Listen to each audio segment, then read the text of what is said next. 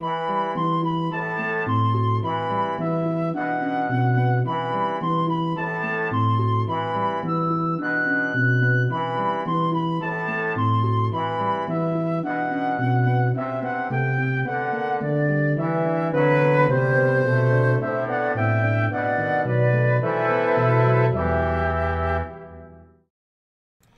evening, everybody. Welcome back to Exploring the Lord of the Rings. This is session number 270. And tonight we are drawing towards the end. This is our penultimate slide on the council near the knees of Caradhras. As we oh dear, something's happening over here. Hang on. Okay, well, that's not going to work. Anyway, all right. My game is causing me troubles here. Never mind. I'll come back to it later. Okay, so... tonight we're coming back to the council near the knees of Caradhras. As I say, we've got 2 slides left, and tonight we're going to look at the initial, admittedly mixed reviews to Gandalf's plan. Now, Boromir has already spoken his piece, but now we're kind of opening the floor to some extent to see what other folks besides Boromir have to say. This prior to the calling of anything like an official vote or anything. So let's jump straight in, because I was delayed this evening a little more longer than usual. So let's jump straight in. Okay, so I just wanted to remember the launching off point at the end of this slide. We have Gandalf's rather feeble reassurances. Maybe there won't be any orcs, and who knows? Maybe there's dwarves, right?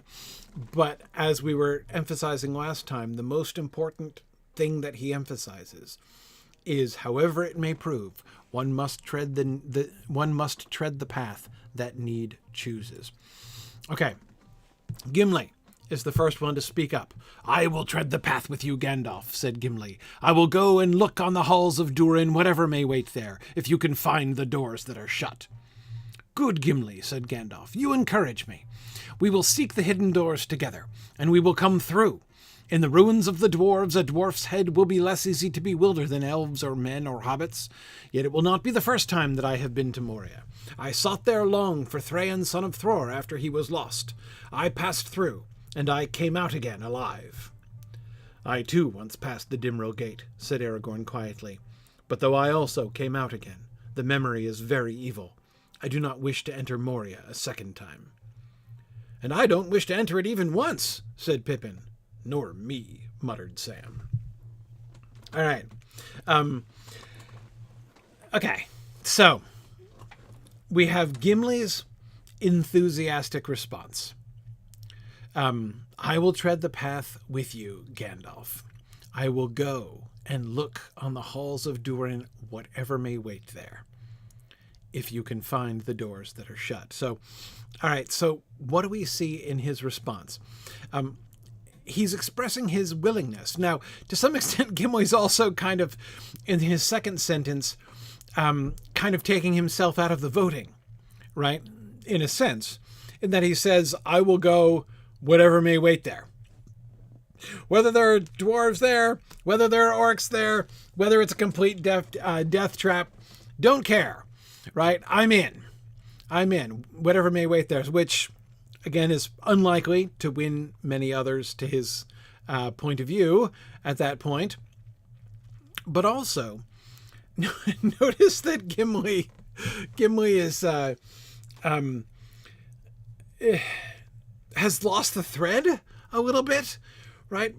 Here's Boromir like, okay, if the objective is to get to, Minas Tirith, Mordor, through Minas Tirith, there are all these other alternatives that we could go, which are clearly better, right? It's the Gap of Rohan. Is there danger there? Yeah, probably yes. But seriously, more than going through, Moria? I doubt it, right? Whereas Gimli is just like, objective? Who cares, right? I will go and look on the halls of Durin, right? That sounds great. I will go and look on the halls of Durin has nothing to do with whether or not Gimli's not even contributing to the discussion of, is this, the the best way, or at least the least bad way for the company to go. He's not considering the pros and cons in any way. He begins with the support of Gandalf. I will tread the path with you, Gandalf. Right. And by implication, you could say, I don't want to do him an injustice. By implication, you could say that he's directly responding to what Gandalf just said, which is one must tread the path that need chooses.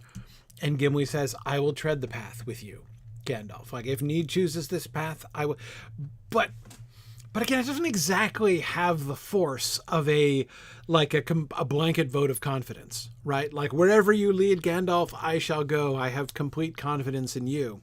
Or at least if that's what he means to imply in the first sentence, he kind of undermines it in the second sentence, right? In which he's like, because I really want to go where you're going. So yeah, I'm just pumped that Need has chosen the path that I particularly want to go. I mean, he was admitting before that his heart trembled at the idea that he may see the mountains from the outside, right? The idea that he could look on the halls of Durin themselves. Oh man, like tourist dream, right? Yeah. Now, again, I want to be careful, though. Again, I want to be too. It's not like I think that Gimli is using Gandalf here or something like that. He's just in it for the Moria tourism, right? It's not just that, right? And another thing that I would add is that Gimli here adds, through his knowledge, which none of the rest of them have, of Moria, he has added a factor, an element to this situation, an obstacle that nobody else, that's not even come up yet, right? Gandalf didn't even mention that, oh yeah, the doors to get into Moria, like, it's not just a question of whether going into Moria is a good idea or a bad idea. There's also, the minor issue of whether it's possible to enter Moria, right? Can we A, find the doors, and B, open the doors, as the doors which Gimli rather ominously calls the doors that are shut, right? So Gimli's one condition, right? If you can find the doors that are shut, I'm with you. If not, we're gonna be in some trouble. We're gonna be in some trouble. And no, I don't. Everett is asking if Gimli is implying that Dan prohibited him and Gandalf has just granted superseding permission. No, I don't think so. I think this falls in line with what Matt was just saying, that Gimli's response is consistent with his position about oaths at the start of the journey in Rivendell. Like, he wouldn't have bailed on them. He wouldn't have bailed on them if the opportunity had arisen to go to Moria, right? And they were all going to go a different way. He wouldn't have been like, yep, well, this way to Moria. So, thanks everybody. It's been real. I don't think so. But is he genuinely and legitimately pumped that Need has chosen this particular route? Yeah, it sounds that way. He's very enthusiastic about that. But no, I mean, I think that he is, and I believe that his intention to support Gandalf here is very real. His willingness to go whatever may wait there, his undauntedness, despite any resistance they might see, is, again, I think also designed to be, although as I said, to some extent it would seem to call his vote into question. It nevertheless also does show the stalwartness with which he is willing to stand by Gandalf, and to follow this plan.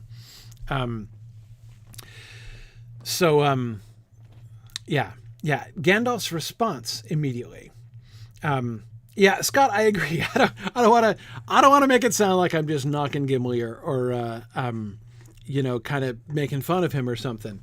I don't think he's being self-serving here. I think that he is expressing an eagerness and a willingness. And I think there's another thing here. I think there's a certain... He is being stout-hearted and brave. There's no question. But I think there's a certain... statement of faith, almost? That's not quite the right way to say it. But one of the other things that really strikes me about his comments here, notice what he doesn't say. He doesn't call it Moria or the Black Pit. So he doesn't call it that either in Elvish or in English. He calls it the Halls of Durin. I will go and look on the Halls of Durin. Gimli is here, in one sense, I think, actually trying to kind of recast, reframe the discussion, right?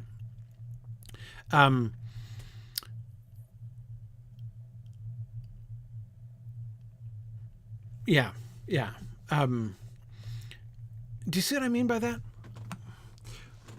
I can understand how when you guys are talking about like the Black Pit and whatever, you say remember also he's responding to Boromir's comment that the name of Moria is black.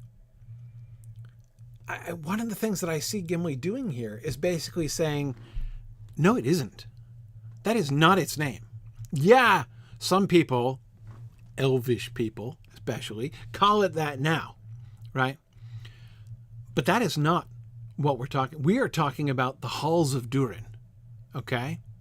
And yeah, I'll go and look on the Halls of Durin. What fear should I have to look on the Halls of Durin? I, right? A dwarf of the clan of Durin himself, right? Yes, I will go and look on the Halls of Durin. Do you see what I mean by a sort of reframing, right? Like, this is a dark, evil place. Boromir just compared it to Mordor, right? He said it's like going to knock on the gates of Barad-dûr itself. So very gently, I think, Gimli is saying, dude, these are the Halls of Durin. Yes, okay, like, they've fallen on hard times. Yes, the property values have decreased in recent years, but he's not trying to say it's not dangerous. Like he says, whatever may wait there, right? But again, notice that, like, if there are enemies there, they're interlopers. They may be waiting in the Halls of Durin, but they're still the Halls of... I am still returning, rightfully, to the Halls of Durin. That's what I meant when I said a statement of faith. Again, that seems... saying it that way seems a little bit too strong. But do you see what I mean by that? Like, he does not concede the fact that this is a place of evil. It may be a place where evil waits. Evil did invade it. He's not going to deny that. And it has been hanging out there for quite some time. Whether in the form of orcs or in the more shadowy version of, Prospect of Durin's Bane, which he doesn't raise here, but which I think is pretty clear must be in his own mind as well.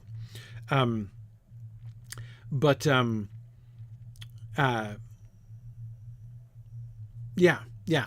So yes, I think that he's not just recontextualizing it in the sense of like, I want to encourage you guys to think about this differently. He's wanting to reframe the whole, like, can we get one thing perfectly clear? This place that we're talking about that may be dangerous, and it may be dangerous to enter it. But can we be clear about the fact that this is the halls, these are the Halls of Durin we're talking about, right? And I am one of Durin's people, and I will go and I will look upon them. That doesn't sound scary at all, right? He has a certain right to it. Yeah, that's an interesting parallel, Matt. Ghibli's relationship to Durin's halls is similar to Boromir's relationship to Osgiliath. Yeah, sure, sure. Which could mean several things, right? On the one hand, he would have a certain right to it. He certainly isn't going to just concede it to the enemy, right? But at the same time, they haven't rebuilt it either. And it would have been way easier for the people of Gondor to rebuild Osgiliath in the last century than it would have been for the dwarves to have rebuilt Moria in the last century, right? Anyway, yeah, again, I'm not trying to suggest, of course, that I think that Gimli's in denial here. That's really not the point at all. But as I say, there does seem to me something like, if it isn't faith exactly, it's a cousin to it. I don't know if you guys see what I mean by that. But that he should not have to be afraid. Yes, there's going to be danger, but I'm not going to. And he does trust in Gandalf. Oh, Moria, yeah, I see that comment. I see, you've been saying things like that too. He is also showing confidence in Gandalf. But again, I think the Halls of Durin comment, he is not only pledging his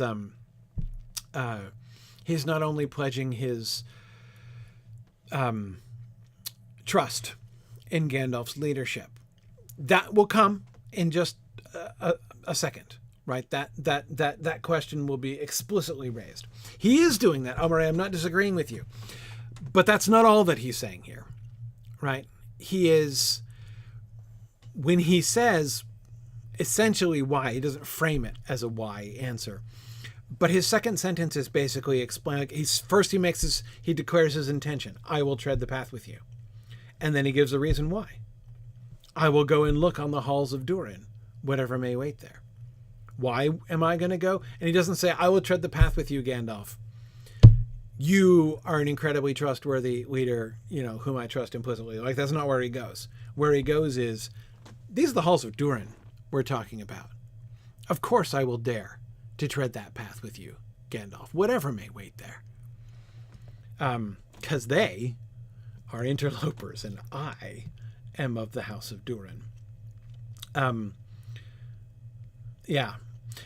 Kendall, I do think that's well remembered ahead.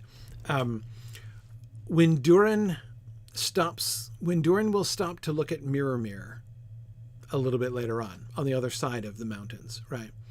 That's a tourist moment, right? That's him saying, time out on the quest, right? Running for our lives. Wait, let's pause that for a moment. I've got a tourist thing I've really got to do, right? The dynamics there are pretty cool. I mean, he apologizes for it. Like, he's like, sorry, not sorry, but I'm going to look in the mirror, right? That's not his attitude here, right? He's not saying, yeah, this is an excellent tourist opportunity. But I do think that he is, he clearly embraces the opportunity. And I think that in recasting, in attempting to redefine things, to remind people that this is not just the Black Pit we're talking about. This is not just, Boromir, some stronghold of Sauron that we're attempting to penetrate. This is not a stronghold of Sauron. This is the Halls of Durin, right? And you may find that a comforting thought. He, I think, certainly does find it a comforting thought, though I don't think that anybody else does. Yeah. Yeah, Matt, I agree. Patriotism is a good way to characterize his feelings here. Except the element that you'd have to add to that is if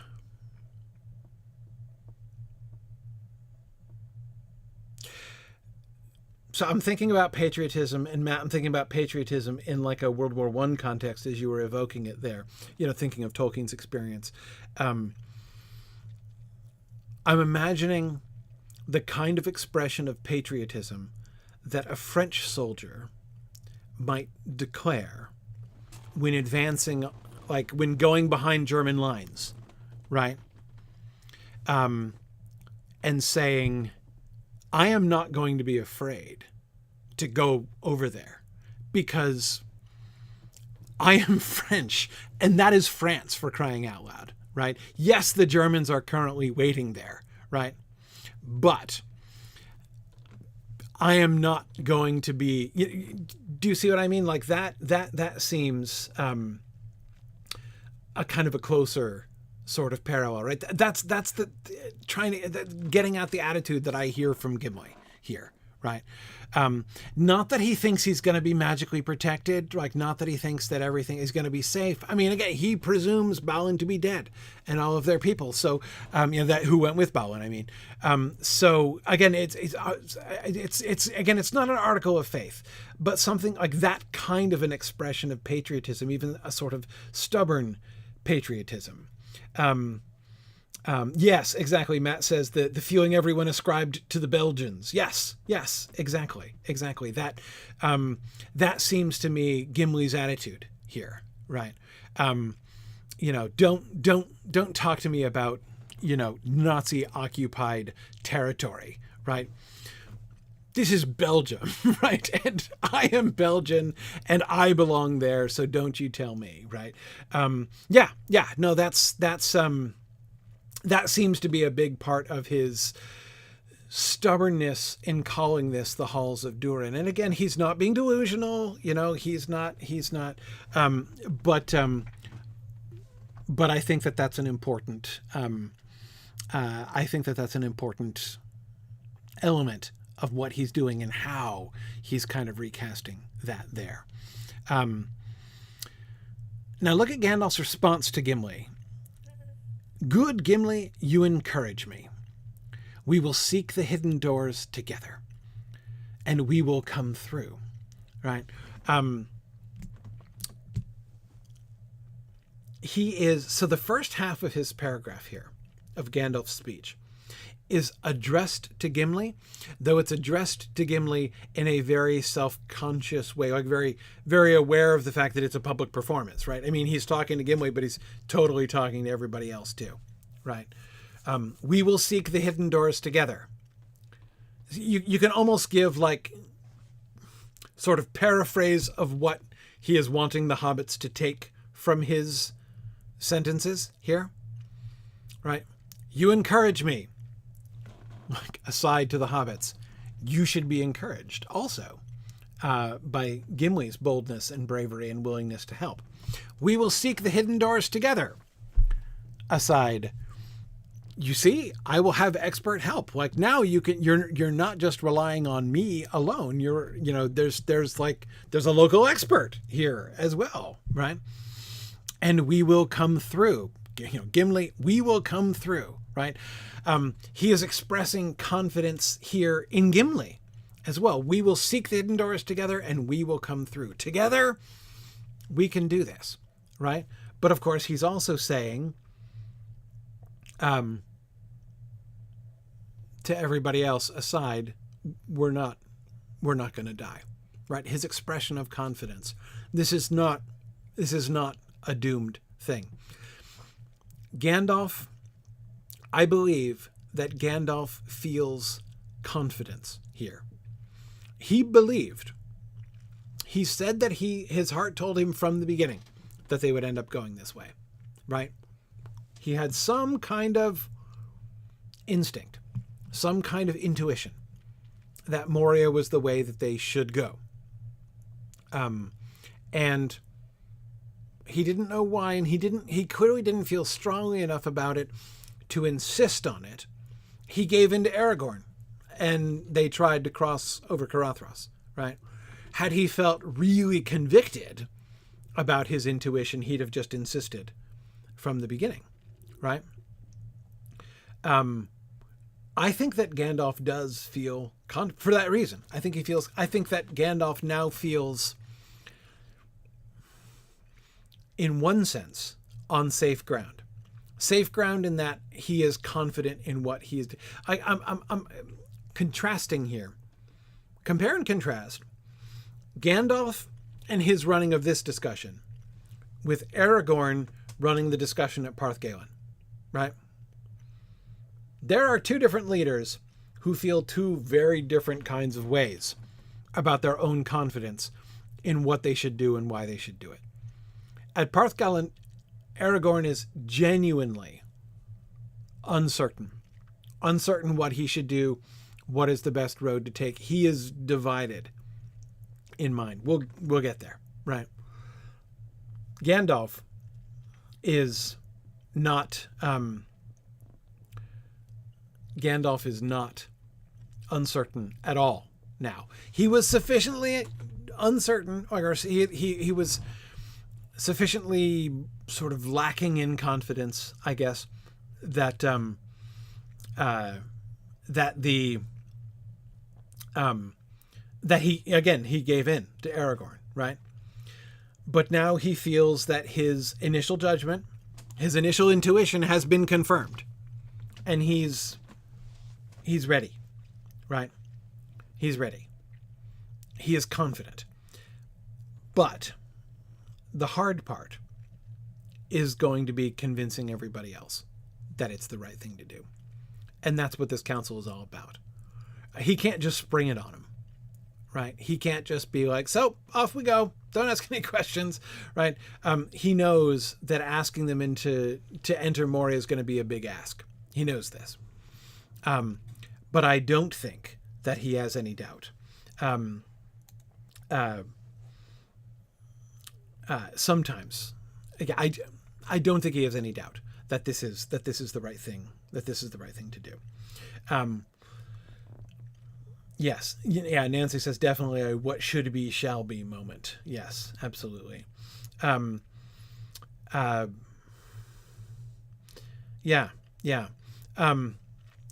Arno, I think we definitely can see a theme of Gandalf, as you say, of Gandalf being uncertain and having his intuition be confirmed. Yes, he does tend to be cautious. I mean, this is one of the things, in my mind, that's the number one answer to the question, why didn't Gandalf figure out years earlier that Bilbo's ring was the One Ring? One reason is the situation is not as simple as most people think it is. But the second reason is he's cautious. Like, he did suspect, but he didn't, for a long time, he didn't even dare go there, even follow that suspicion in his mind. And then when it became firmer, it still took a lot of time, like 17-ish years, in order for him to really come to a place where he was ready to sit down with Frodo and be like, Frodo, bad news. Your ring is Sauron's ring of power, right? And there were reasons why he delayed, because he's very cautious. Yeah. So, his speech to Gimli here is clearly designed to build their confidence. He knows it's the right thing to do, but he knows he can't force them. It's not going to go well if he tries to trick or force them to go in. I have Gimli here to help me in this dwarvish place that we're going. Gimli, the dwarf, is all in on this, right? We will come through together. In the ruins of the dwarves, a dwarf's head will be less easy to bewilder than elves or men or hobbits. For whose benefit is he saying that? Not for Gimli's, right? He doesn't need to tell Gimli that, right? But clearly, he is reassuring everybody else. Now he adds in the second half of the paragraph an extra thing. Yet it will not be the first time that I have been to Moria. Notice he doesn't lead with that. He doesn't start off saying, like, his first response to, the name of Moria is black isn't, actually, I've been there and it's not so bad. It's, I wouldn't want to build a summer home there, but it's nice. It was fine. I lived. Yeah. Hey, Audric, yeah, I agree. He's doing that leader-teacher voice where he's always half addressing the whole class. Yes, exactly. Yeah.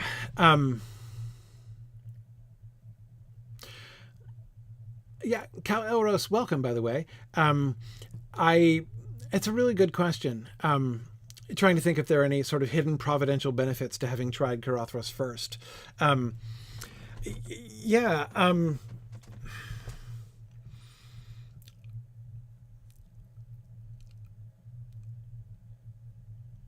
to some extent.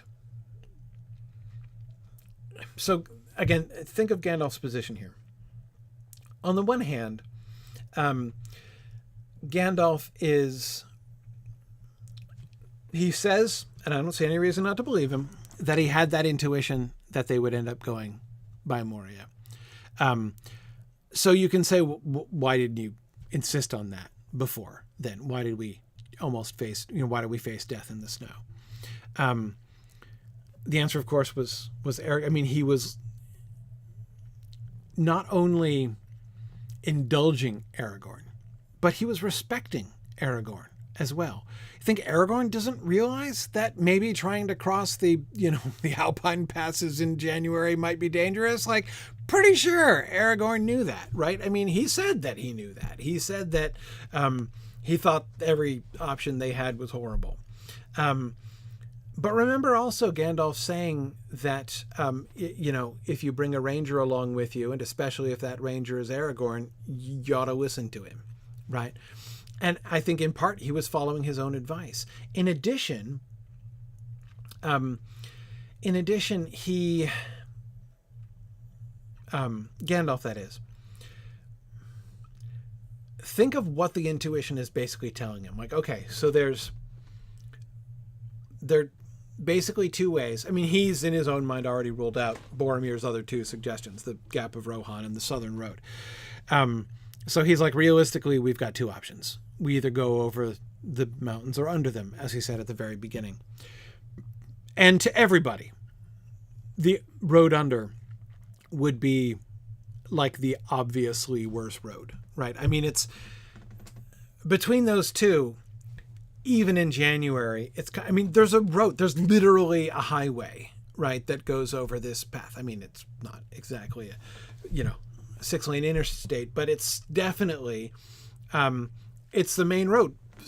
People go this way all the time. This is a well-traveled path, right? So your intuition better be pretty rock solid for you to say, like, so there's a perfectly good path, but let's take the super dangerous underground road, right? I mean, like, he was not ready to insist on that. Apparently his intuition wasn't strong enough, right, to say that, let's turn away from the obvious route and go the underground route instead. So between that and his faith in Aragorn and his respect for Aragorn, he is convinced that it is the right thing to try the, what seems outwardly like the less dangerous road of the two. Not a great option, as Aragorn said, but still better than the other, as Aragorn argued, right? But now his intuition has been confirmed. So, Cal Elros, I'm still thinking about your point. The providential step is the answer to the question, right? Providence has answered by closing off that road, literally within, avalanche of snow, right? So, Carothros is closed to them. Now they have no choice. Now Gandalf's mind is clearer now. Now he's ready to say, this is absolutely the way that we should go. And in fact, he is willing to say, it's Moria or we give up and lose. That's it. That's what he has said, right? Is there any way that they're being spotted on Carothros is a benefit? I don't know. I mean, let's we could think about some other possibilities there. I think it'd be interesting to see if that were to turn out to be true, Cal Elros. I think that we would see some evidence of that later on. Yeah. Adric, that's a really interesting way of thinking about it. The Avalanche is Providence saying no to Karathras, right? The Crabine were Providence saying no to the Gap of Rohan. That's a really good way of saying about it. Like, just in case you're curious, right? Here is, you've got, let's call them three options. Ignore the southern route for now, just taking Gandalf's word for it. That's not really practical at all. Between the three, right? Just in case you were thinking, oh, maybe Saruman's not paying attention. Maybe his gaze is elsewhere. Maybe we can slip on past and he's not being vigilant. Well, a genocide of Crabine might change your mind about that, right? That seems unlikely under the circumstance. So that's going to be a big fat no on the Gap of Rohan. Yeah. Avalanche, big fat no on Karathras, right? Well, First Fish, there's even more than that, right? In just a few moments, they're going to get chased by wolves right to the gates, the doors that are shut, right? So, just in case they are wavering, which as we will see they are, Providence is going to give them a big fat yes to Moria, where even Boromir is going to agree that it's their only and best option, right? And that's thoughtful, I think.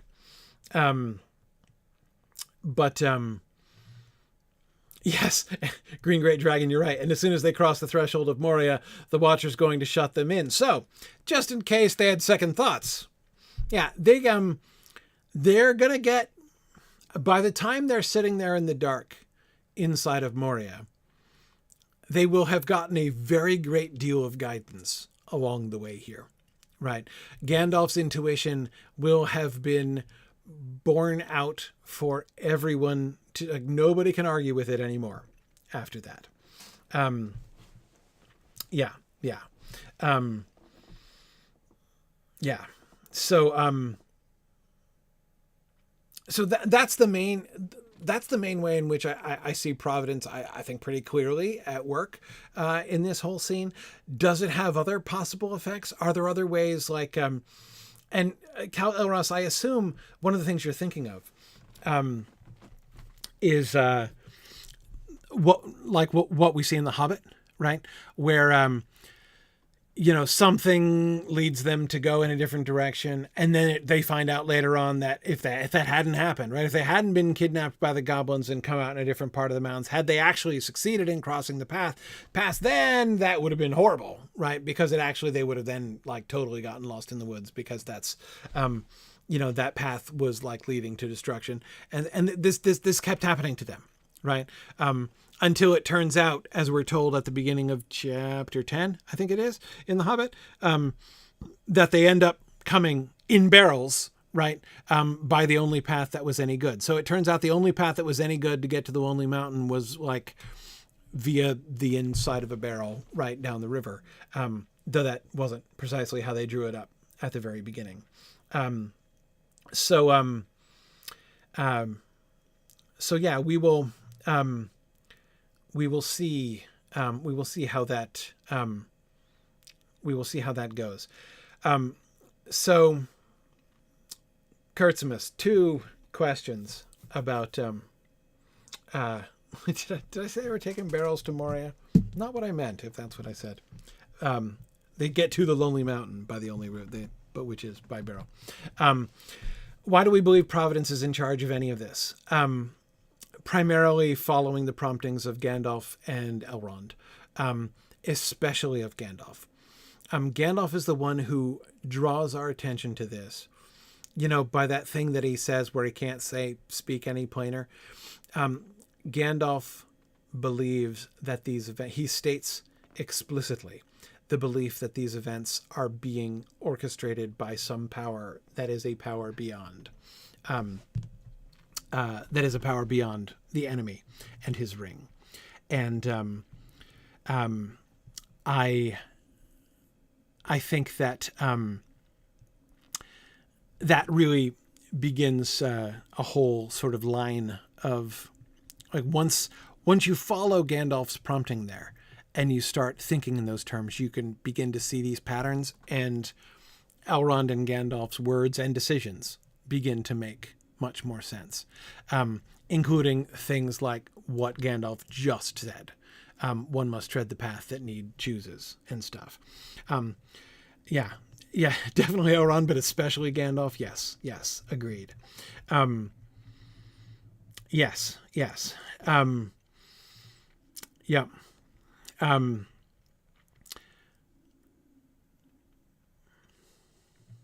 Yeah, Kurtzimus, I don't want to get too distracted on this. But I believe Tolkien, in The Lord of the Rings, Tolkien gives, and Silmarillion in many ways, especially the Ainulindale, Tolkien gives the best treatment. So, providence, that is, that the will of God is operative in things and brings about the events that God wants, like that, when God creates, he's outside of time. The whole scope of time is created. Like, God knows what's going to happen. Things work out how God wants them to work out. That's one sort of part of the theological reality for a Catholic. The other, and many other Christians as well, the other part is that free will is real and your choices actually matter. What does it mean for both of those things to be true? There are ways, of course, many of you will know, I recommend Boethius in explaining. Eric says, read the Ainulindale. Step 1, read the Ainulindale. Step 2, read the Consolation of Philosophy. Yeah, exactly. There are lots of ways to understand this. In the Lord of the Rings, Tolkien tells a story which lives in both worlds more fully. Like, he gives a fuller, in the Lord of the Rings, gives a more fuller and more satisfying view of what those two things married together look like than any other story I know. If somebody, like a non-Tolkien fan, were to be, if I were just like in a, philosophical or theological discussion with somebody, and they said, I don't get how, providence and free will can both be operative at the same time, I would say, if you want an angle at how you can understand this, read Boethius's Consolation of Philosophy. If you want to read a story to get an experience for what that looks like and how it works, read The Lord of the Rings. Anyway, that's, I think it's a big deal, but anyway, I don't, this is me not getting distracted by this little, side road here. Okay. Where were we? Oh yes. Gandalf's nigh certainty now that his intuition is correct, but he still needs to convince the rest of them and does not yet know that Providence is about to give him a big old hand on that subject. Coming back to his now adding, only now, I've been to Moria before and I survived. It's tempting to say, Gandalf, you might have led with that, right? Like as a reassurance. Right. But I think there are good reasons why he doesn't. First, there's an obvious objection to be made, which is it was a long time ago. Right. You see how long ago that was? That was 17 plus 60 plus, what was it? 96 years? Before, in chapter 1 of The Hobbit, he says that he got the key and map from Thrain. Was it 96 years before that? 96 years he's been carrying around the map and key in his sweaty pocket until he gives it to Thorin in Bag End, right? And this was presumably before that. So, yes, he's been to Moria, but it was like 175 years ago that he was in Moria.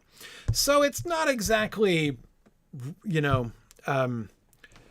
up-to-date reconnaissance on his part, right? It's relevant. It's relevant, but yeah, his TripAdvisor posts are pretty far out of date. That's exactly it, Ron. Yeah. Yes. And yeah, Dizzy, I agree. He explicitly does not say, so you see, it's fine. There's nothing to be afraid of. I've been there. It's like no big deal. He doesn't say that. I passed through and I came out again alive, which, as Dizzy says, sounds a little ominous, right?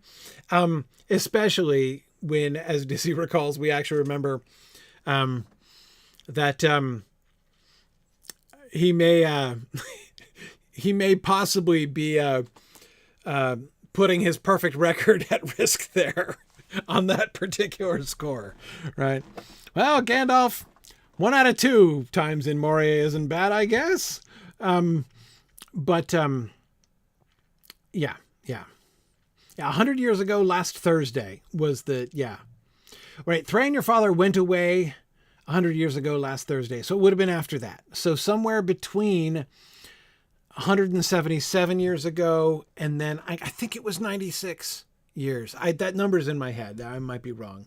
But anyway, it was a while ago. I'm just saying, as Rowan pointed out, his TripAdvisor reviews are a little bit dated here. No,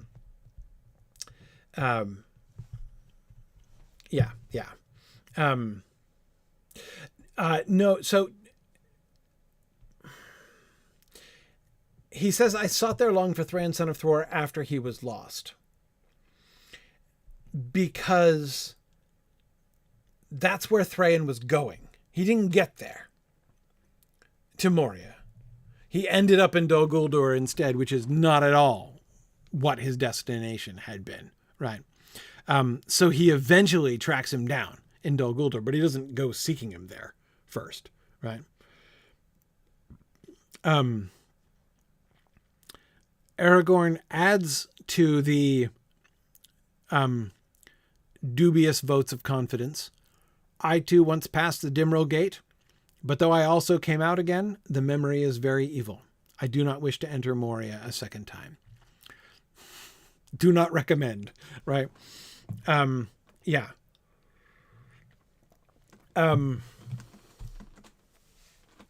Yes. True. Nancy, actually, you're right. You are completely right. I am incorrect. Gandalf is, in fact, going to be 2 for 2. He is going to come out of Moria alive both times. It's just that he'll die almost immediately afterwards the second time. But technically, he does emerge. So there you go. Unbroken record. Yeah.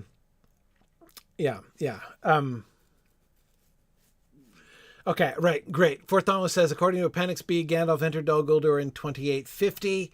And that was 168 years earlier. So somewhere in between there, between 177 and 168 years, during that period when Thrain left and when Gandalf found him in Dol Guldur, that was the period. Is during that decade, sometime in there, he spent a certain amount of time trolling around. I probably shouldn't use that word. Kicking around Moria. That's a better word to use about trolls. Before he gave up.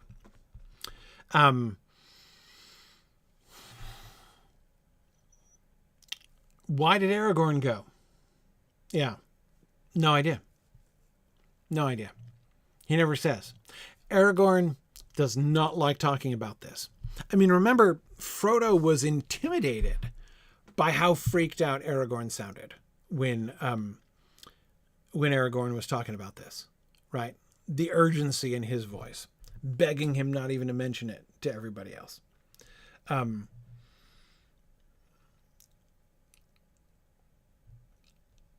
Yeah, I'm not really sure how far Aragorn went. And we certainly don't know why he went. I think Aragorn was just like curious. Right? I mean, I think he's been everywhere, right? I mean, I think it could well be an interesting story. I think it's just like there is this place which is legendary for being dark and dangerous, and he wants to assess it, right? Like, he's not just going to be like, oh yeah, I know nothing about Moria, but I hear it's dangerous. Like, he's been all around.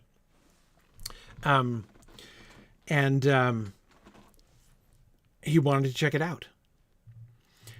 Notice the, some kind of scouting, basically. Yeah. And yes, poor Thoughtless. I was totally thinking of the Johnny Cash song when I said that. It would be really funny doing a version of the I've Been Everywhere song, the Aragorn version. I feel like that's a parody that really needs to happen, actually. Could you imagine rattling off like Sindarin and Quenya names, in like the verses of that Johnny Cash song? Oh yeah. But notice that, it's possible that it could have been when he was hunting for Gollum. It's possible. Can't rule it out anyway.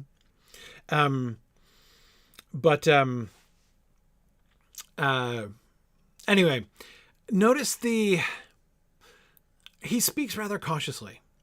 Notice what Gandalf says. Gandalf says, it will not be the first time I have been to Moria. I sought there long. I passed through. Those are some bold claims. It's like, Moria? Yeah, totally been there. Totally have the Moria stamp on my passport, right? Yes, I've been to Moria. I didn't just poke my head in and come out again, right? I hung out for a long time. I sought there long. He spent what, weeks, months, maybe, poking around inside Moria. It's like, yeah, I toured the joint, and I passed through. I came out the other side, right? Yeah, absolutely.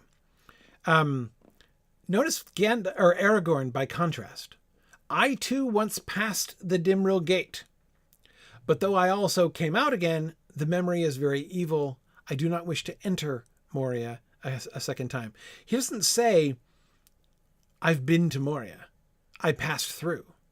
He says, I passed the gate. I crossed the threshold of Moria. I do not wish to enter Moria a second time. He never actually claims to do anything other than enter it, right? Yeah, Dine did that too. Yeah, or at least he looked in, right? I do suspect he went further than Dan JJ, but yeah, I don't know how many steps further he went. Yeah. So, though I also came out again, the memory is very evil. So again, Aragorn is explicitly saying, don't take my survival as, it's like all those, Twitter statements, like retweets, do not equal agreement or approval or endorsement or whatever, right? My survival does not equal endorsement of this. I'm not saying I think it's a good idea.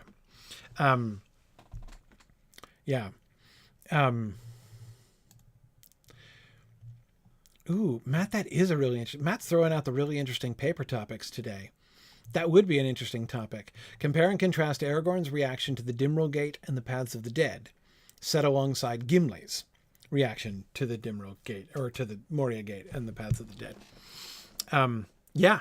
Yeah, and I would throw in there. I'd be tempted to throw in there anyway. The connection that people have been making to the PTSD reaction he was showing in Bree, about the Nazgul, right? Um, yes, yes, um, yes. So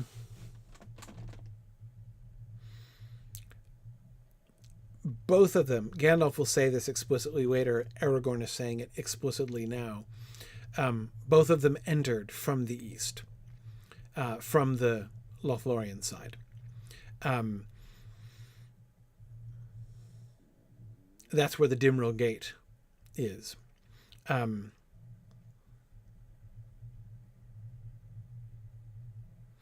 yeah. Um, yeah. Dizzy, the fact that Aragorn doesn't mention going through suggests to me very much that he came back out the same gate that he went in after an uncertain amount of time and after an explicitly unstated quantity of experiences, right? All he states is the quality of experience that he had, and that is very evil. 1 star, does not recommend. Um, yeah, yeah. Okay. Pippin chimes in. So Aragorn ends with, "I do not wish to enter Moria a second time." I think that we have to imagine, remember that intensity that he was showing in his private conversation with Gandalf, which Frodo overhears. Aragorn saying this quietly, like that, the use of the adverb there suggests to me that Aragorn is controlling himself here. He's not wanting to make it harder. His last speech was not awesome as far as being supportive of Gandalf is concerned, right? His last speech was kind of a downer. He is now speaking very, very quietly, right? That last sentence sounds very measured. I do not wish to enter Moria a second time. That's very different in its tone and quality than what Frodo overheard Aragorn saying to Gandalf. And it seems that Aragorn is making the decision to try to be a little more measured here.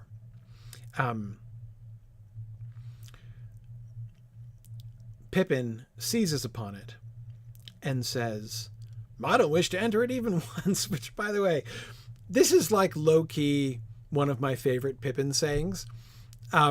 Pippin just chirping up here, and "I don't wish to enter it even once." I think this is really, I just think it's a really fun interjection by Pippin. Notice that Sam doesn't join him, nor me, muttered Sam. Sam is muttering again. He's not speaking out like Pippin is speaking out, right? Pippin is like jumping right in with Aragorn and Gandalf. And so, Gandalf was talking, Aragorn was commenting, Gimli just piped in, Boromir's been making his objections. Pippin is going to jump right in there, right? Sam doesn't. Sam doesn't. I don't think there's any reason to think anybody else hears what he says here, other than Frodo. Going out on a limb here, and I'm thinking Sam is probably standing near Frodo when he says this, and that Frodo as narrator is interjecting Sam's muttering here. But we see this thing by Sam is in the same category of the mutterings and grumblings that we've gotten from Sam before that we've been talking about, like the one wall and no roof makes a house comment, and the I wish this lot would go off to Hobbiton, that is the snow. There have been several times that we have heard these kinds of contributions from Sam. His comment about thinking that that Karathras was the mountain, right? Was was Mount Doom. And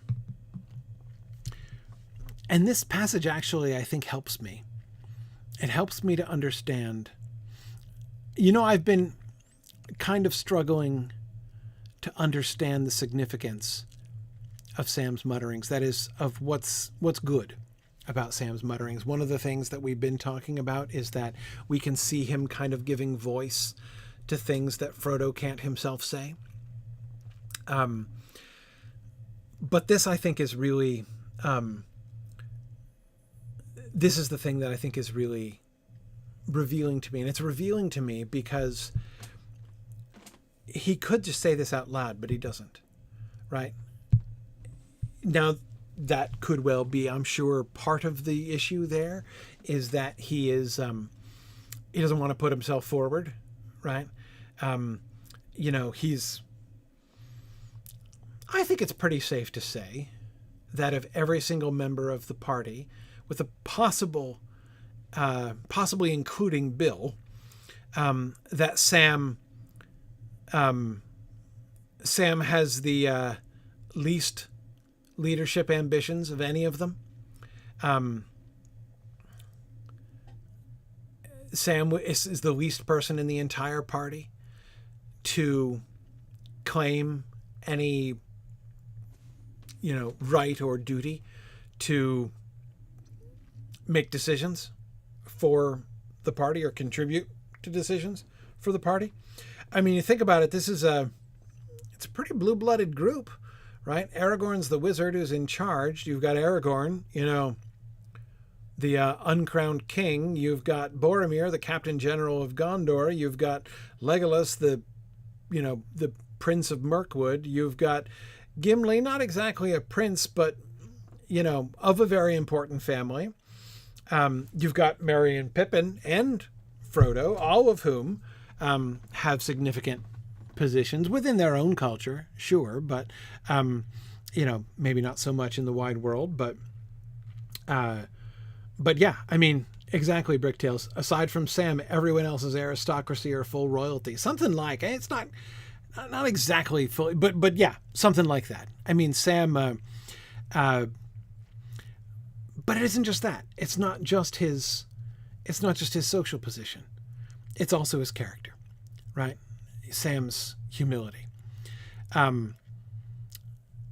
Sam's not grumbling because he wants to make trouble or give trouble to anybody. If he could say "nor me" out loud to everybody else. I mean, Pippin, just said it. Boromir's been voicing reaction, like he knows he wouldn't be alone. It's not like he'd be putting himself forward and saying something, against what the whole rest of the party says or anything like that. He totally could. No one would stare at him. But he doesn't. He does say it, right? He does say it. He does register it. But he registers it where, again, I am gathering from context, only Frodo can hear it. Yeah. Kurtzimus, it does seem that Sam has no desire to influence the party at large. Yeah.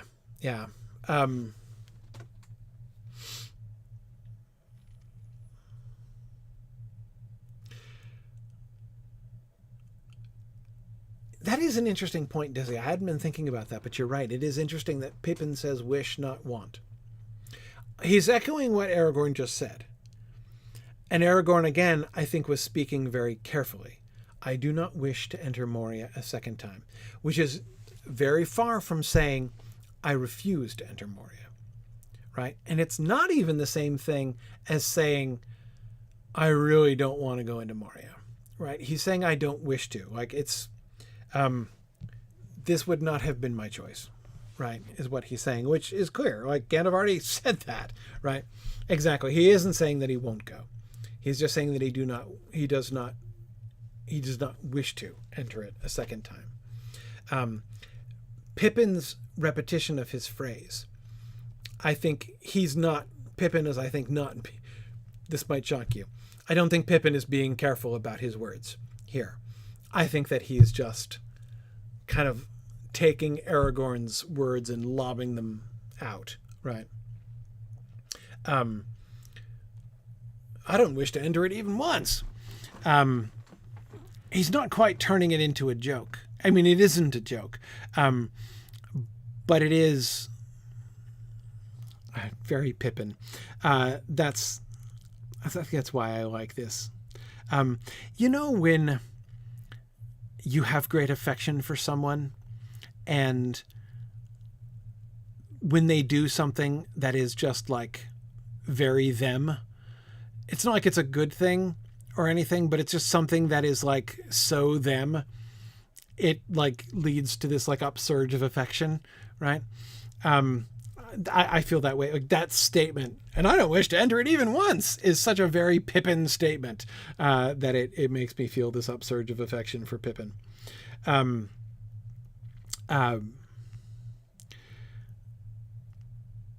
Yeah.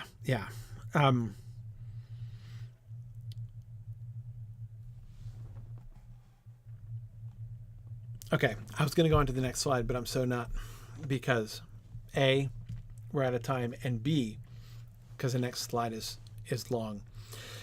In the next slide, join us next time when Gandalf will try to reframe the discussion one last time, as he feels, basically he's Pippin, in pouncing on Aragorn's statement there, has led things in an awkward direction. Pippin is doing his fool of a took thing, and Gandalf is going to correct him in just a minute. Anyway, we'll come back to that next time. Thanks everybody who's just joining us for book discussion tonight. It's field trip time. I should be here next week. So I'm planning on class next week. Class 3 weeks in a row should be good. I will be gone the week after that though. It's a trip with my in-laws the week after that. So, be on family travel again. But yeah, so I won't be here so that's the week of the 8th of, or is it 7th? 8th? Anyway, in there of August, that'll be the day that I won't be here. And we'll, but I'll be here, as I say, next week. So, let us get the field trip together. How are you doing, Valari? Forgot to turn my mic on. Hello. Good. Good evening, Yeah, all. I'm gonna try to. I'm coming back in here. It's like, I mean, okay, I was one of those teenagers just like Pippin that always had to have that smart remark, and they had to say it just loud enough, and they had to make sure everyone was listening, and if they weren't listening, I'd say it again. Yeah. Yeah. I was definitely one of those teenagers. Oh, totally. But yeah, me too. But like looking back, it is so cringe. It's just like, Pippin, we can't take you anywhere, can we? You just know he's like, you take him over to like you like make dinner for him, and he'd say very loudly, "This doesn't taste very good," or something. It's like he's not doing it to be mean. He just has no filter. Yeah. So Bricktails, we're not going to go on a field trip to the Black Pit tonight, though that is coming. As we get closer to Moria, we definitely will do a tour. There's lots of Black Pit. Don't worry. Oh yeah, we have a great deal of Black Pit. Oh man, hang on a second. I'm gonna Sorry, I'm going to crash again, I think. Hang on. Coming. Gonna have to come back in again. No worries. No worries. I'm sorting it out. Keep it on, keep it on. Yeah.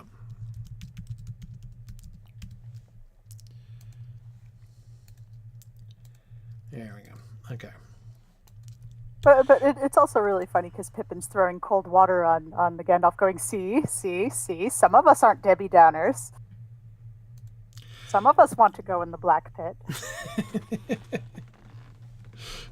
You just know Legolas is making faces this whole time, just sort of going, ugh. Yes. Yeah. Legolas's contribution, I think, is very interesting. I mean, it's kind of like low-key interesting. He only has the one statement. We'll see it in the next slide, but... I just remember the one line of that Anthony McDaniel said in the animated one, and I know no one likes the Ralph Bakshi ones, but he said that perfectly when he goes, "Who'd want to come back here?"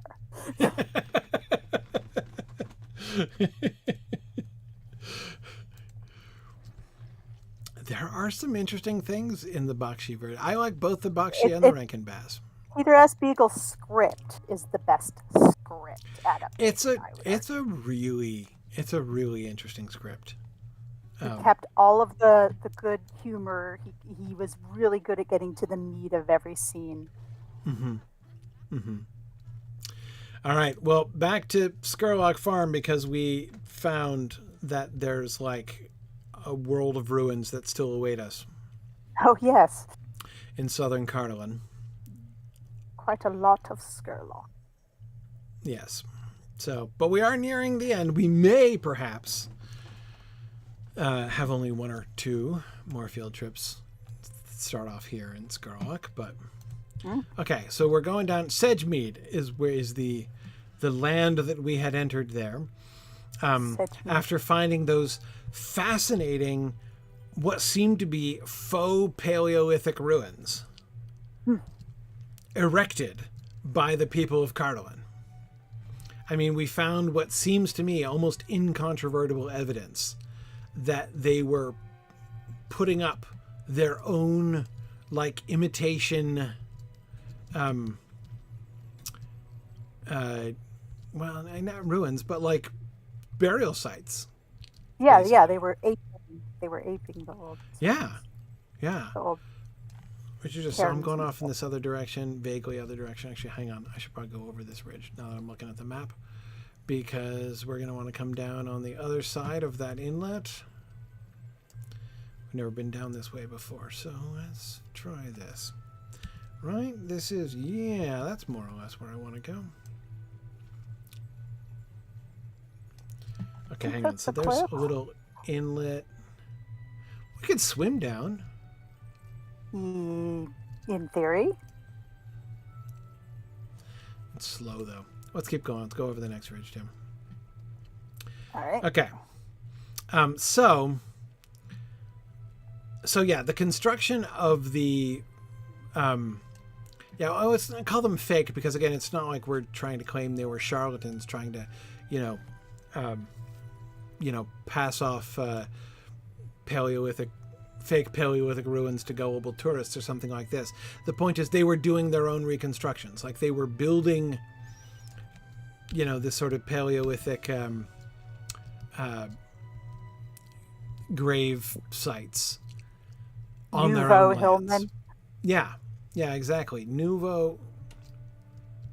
Speaking of, although that's Necropolis B, right? Yeah, I'm unfair. Yeah. Straight across over there. Okay, we haven't seen it from this angle. Right, and there's Nimbarth. And here's that darn river again. Oh, look, it's the source. Hey, that's fun. Oh. Yeah, look at that. Oh. You can see it coming out the rock. Well, lost her.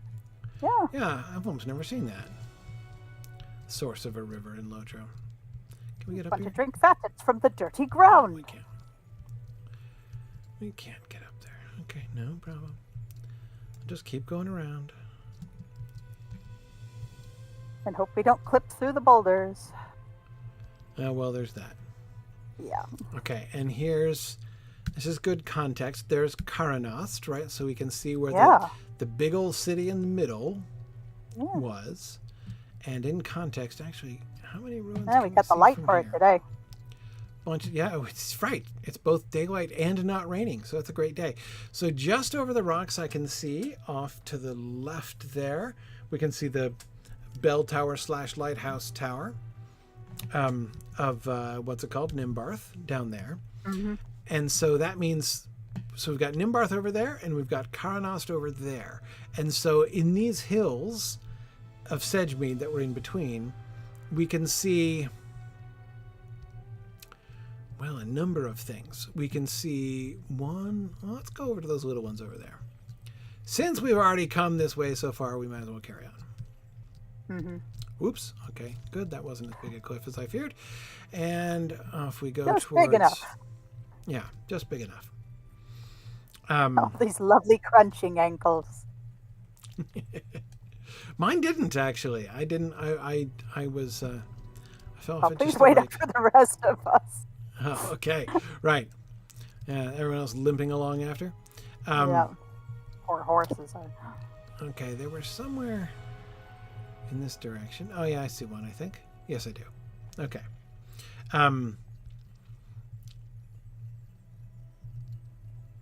Yes. Yes, Bricktails, you're right.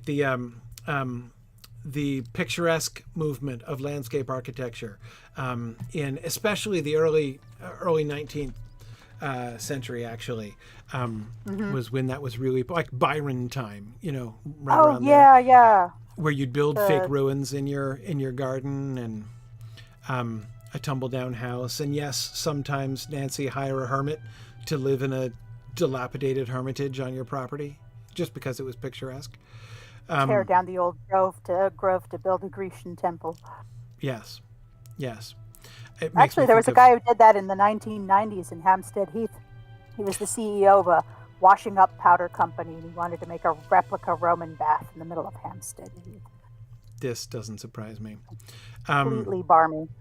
Yeah. It makes me think of the wonderful Tom Stoppard play Arcadia, which is just brilliant piece of 20th century theater, but only if you are okay with math. Anyway, so this, I'm trying to situate myself here. So It was there's great for Karanos filming right my over there. Romeo and Juliet project for school. Okay, so we've got Karanos right there. Yeah. So this is, I mean, it's a relatively More modest Karanos? construction. I Yeah, mean, it's it doesn't look enough to be its thing on its own. It might have been attached to the bigger structure. attached to Karanos? Maybe it's kind of Some close kind of- enough for like a outpost of it. Yeah, some kind of way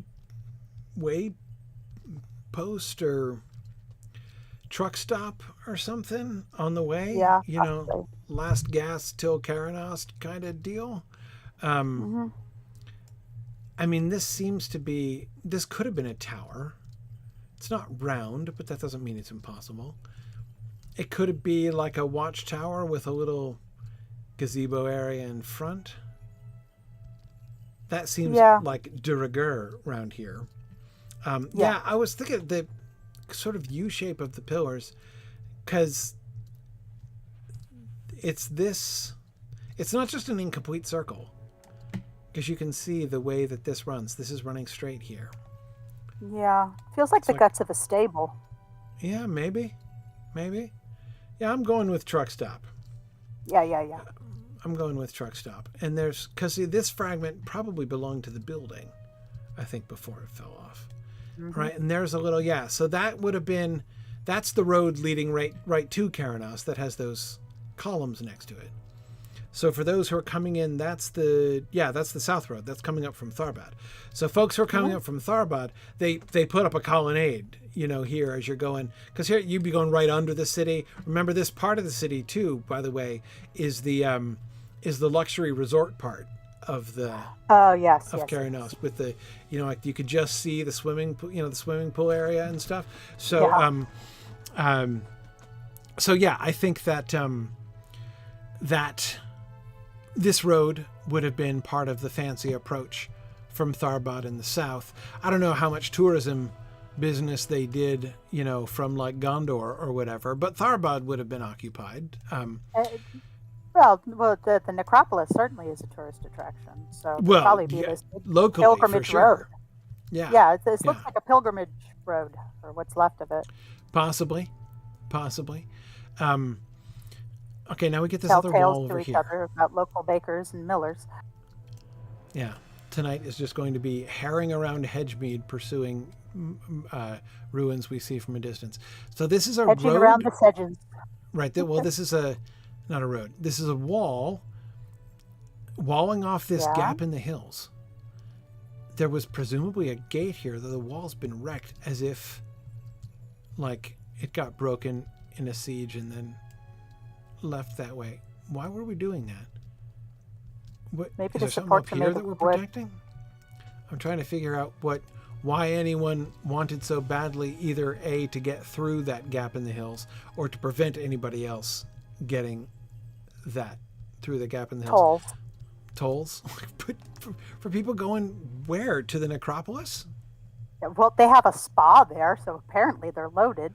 Oh, well, in Karanost, yeah, they do, sure.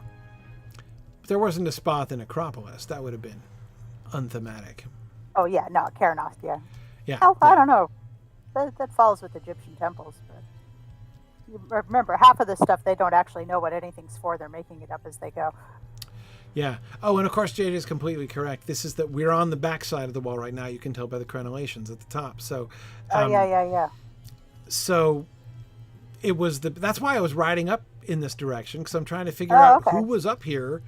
That was like, what are we protecting against? Trying to get up to a vantage point here.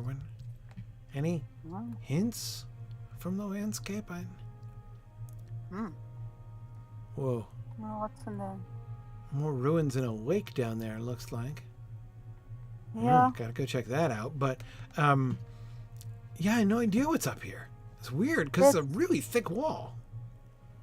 It's like a checkpoint or something. Like they're checking for passports or intent or taxable goods, foreign fruit. I don't know. Foreign fruit. Customs. Right, yeah. Right. Yeah, we told you you can't bring firewood across the border. I'm sorry. No. But yeah, if they're going to the big fancy spas and stuff like that, No, but they'd be coming from it. It's facing. Oh yeah, Karanost. they're facing Yeah. that. They're facing it. Okay, so yeah, the question is where So are it's they to going keep to? the spa goers out. Like, if y'all want to come to the necropolis, you've got to pay a toll. Ah, yes. A tithe. In that case, it'd be a tithe. Right, exactly. Could be. Right, people are suggesting maybe a dam. Yeah, I agree with JJ. The crenellations would seem to suggest that it was a defensed thing. But there's no big place to house anyone. It would have been like a small shack. It would have been like one guy, two guy tops. Yeah, no, there isn't, and there's no evidence of any large buildings. So Where are it's we not like a now? military fortification. It just seems more like an official. Right, so there's a ton of lakes here, and they all seem to have ruins in them. At least several of them seem to do. They're steaming a bit. Are these hot springs? They seem it. So natural hot springs. That's a draw for sure. Canonically, within the context of Lotro,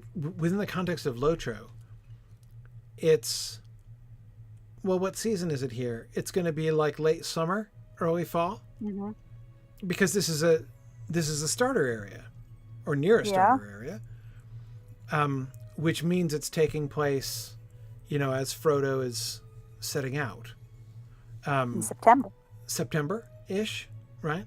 Oh, well, I thought this area starts off when Boromir gets lost around here before he gets to Rivendell. So that would sound like spring, because that took him almost 6 months from here to get to Rivendell. So yeah, it's possible that it's just fog. I mean, this does not look like... I was just in Yellowstone 2 weeks ago, and this doesn't look like any hot spring I've ever seen, let me tell you. I think it's probably just mist or fog. Yeah, We get a lot because of of that the in Warrenton. wetlands. Yeah, exactly. It looks like this after it rains in a hot summer day. Yeah. Yeah, well, it does look like whatever was here burned down, fell over, and sank into the swamp. But I think Yeah. it was clearly not something. It was, I mean, just a gazebo, like just a, dance floor with the columns all around. Yeah, it looks like, I mean, it's apart from like it's not as brackish as it might be. It looks a little inviting and pretty. Sure. At least nice to And look at. I can easily believe that. So, Rowan and Amaria and others who were thinking that wall might have been a dam, are you suggesting that these wetlands are all now wet because the dam broke? The problem is there wasn't any water coming down that hill, so. And not to mention, I think there were more ruins behind it. So they would have been underwater if that was a dam. Yeah. Yeah. Well, in any case, presumably there wasn't water down here before. Hang on, we gotta keep going on our tour here.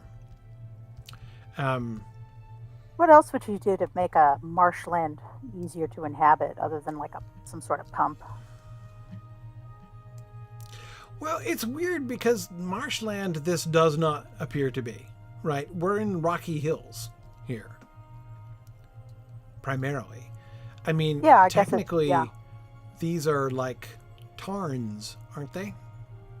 Or like little oxbow lakes left over from when the river changed its path around the delta. Right. Yeah, that seems likely.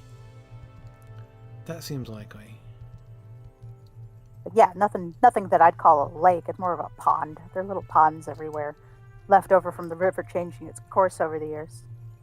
But okay. Oh, I think this was but all the the road buildings that I here was imply seeing. it's been like this for centuries, if not a millennia. Right, but I thought that was a. Oh, No. look at this. Oh. Doesn't that look like a first epoch gazebo that had this whole then business built around it? Yep. Sure does. Really does.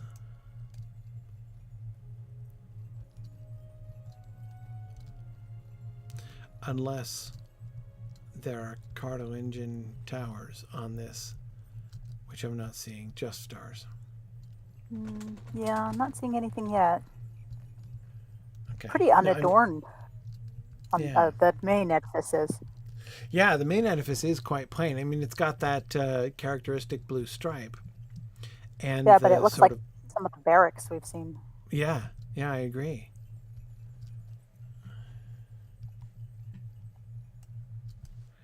Weird. Where are we now? We're getting closer to the river. Closer to the southern part of Sedgemead here. Huh. Sedgemead's full of surprises. Yes, it is.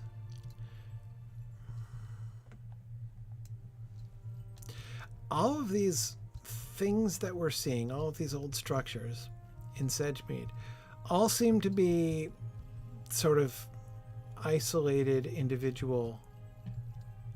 Oh, is that Tharbad itself? That is Tharbad that we're seeing. Yep. Okay. I think we've come full circle.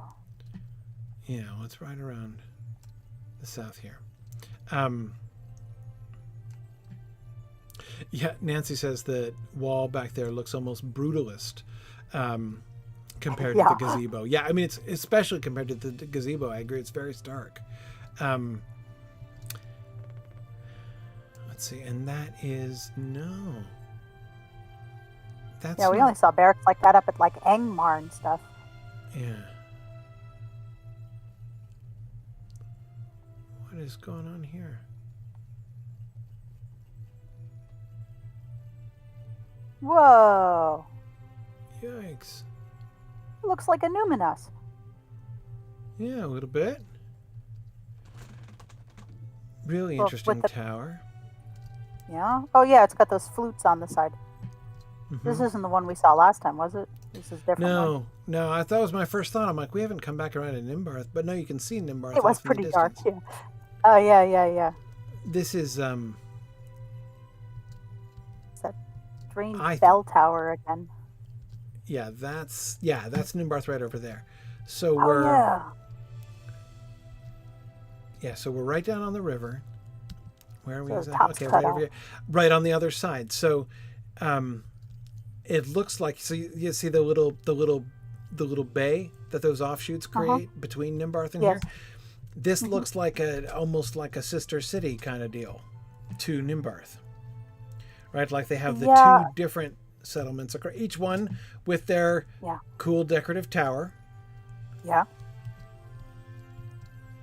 And I I think, yeah. given the whole tower motif in Cardoon, I think that that's pretty definitive that these Yeah. were, that like they were like, hey, yeah, we're gonna make a settlement or an enclave or whatever it is, but we're gonna give it a like cool distinctive tower because Well, that's what we do. this one, the top of it's rather obviously cut off. I think Hmm. this one would have been the same as the other one over there, possibly with that Oh, big. maybe. No, let's see. You got the start of the flutes on the side, and then the top's lopped off. Hang on, come back around to it.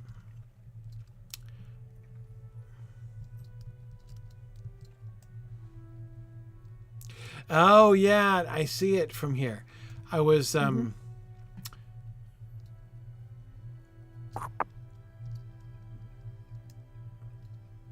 yeah. Okay. From the other side, when I was looking at it from full west, Hmm. it didn't look as broken off. From this angle, you can Yeah, see and it much more didn't clearly. look like it last week because it was so dark we couldn't tell. Yeah, oh, I see just what you mean. Yes. Yes, I think they were matching towers. You're Yeah. right. So it does. Well, It's though actually somebody had hang on, mentioned last the week. shaft of the tower itself is not the same as the bell tower, because you see how that one has like the sort of flat sides with the raised corners, right? Of the lighthouse tower, whereas Yeah. this has like recessed corners. Maybe there was like a male and female part, Yeah, maybe. I mean, like I think they, complementary.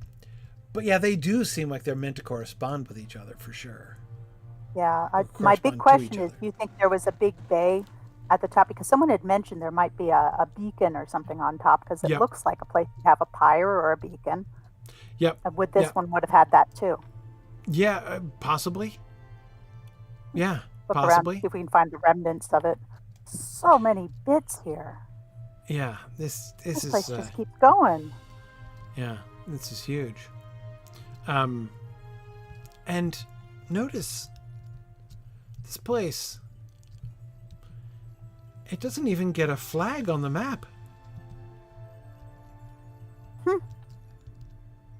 It was that forgotten, huh? Apparently, yeah, it's been Yeah, it still forgotten says by it still says questing. set mead. It's just that, yeah, exactly. We're not even in a named place. Ah, look at this, like center. I think this was a fountain with this Yeah. obelisk in the middle. Yeah, yeah, Kind of, we saw something similar at the other one. yeah, kind of looks like it.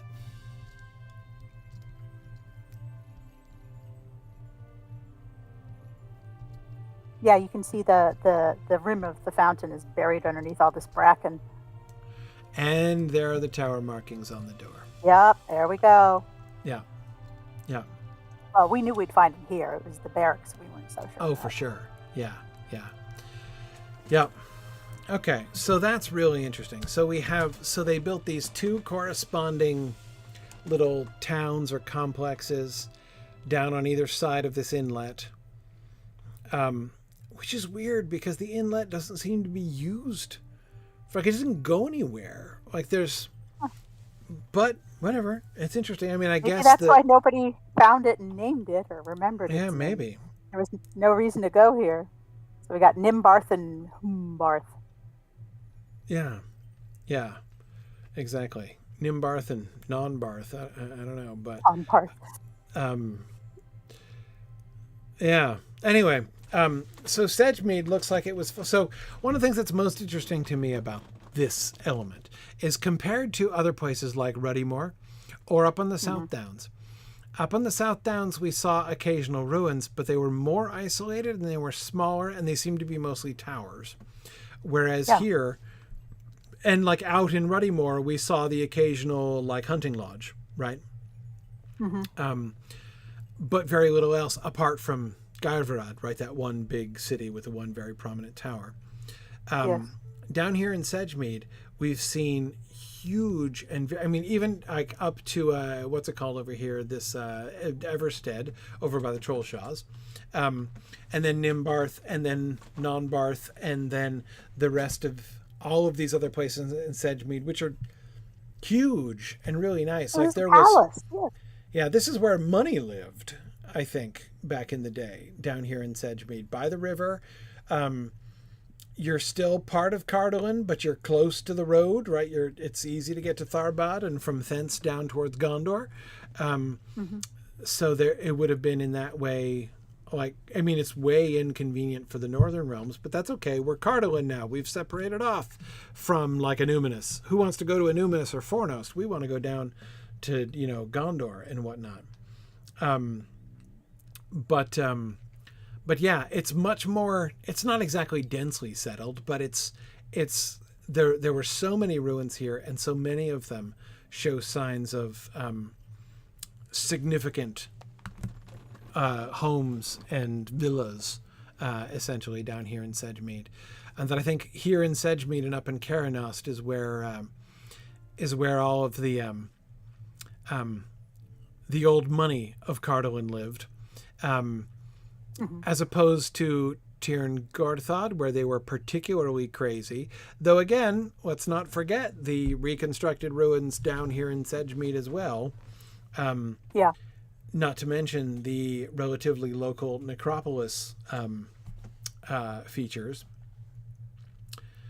Yeah, but it's definitely different. I mean, down here. they didn't even raid this place for stone or anything. It's just here. Yeah. It's like, is this place supposed to be haunted or something? Well, not very, it would Dare seem. not I mean, speak its name.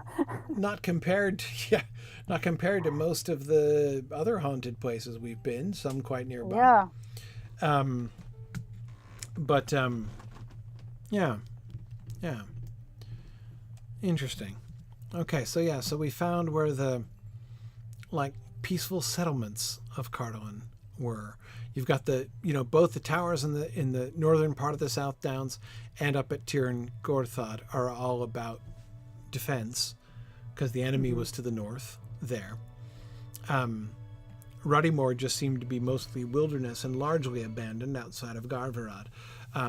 But here at Caranost and Sedgemead seems to be the. Now I know that there seems to have been the official seat, like a center of political power up there in Tirn Gorthad, which is not surprising because the political power would be sort of focused on the frontier. Like one of the main jobs of the political leaders would be to conduct the war, right? But meanwhile, further away from the war, down here in the south, as far as you can get away from the war as possible and stay in Cardolan, we have, the wealthy and comfortable down here in Sedgemead. Yeah, It would the seem. estates. Yeah. It belongs to nature now. Look at all these trees and this big willow tree in the middle. Yeah, the willows are fun. It makes it really nice in here. It's really peaceful.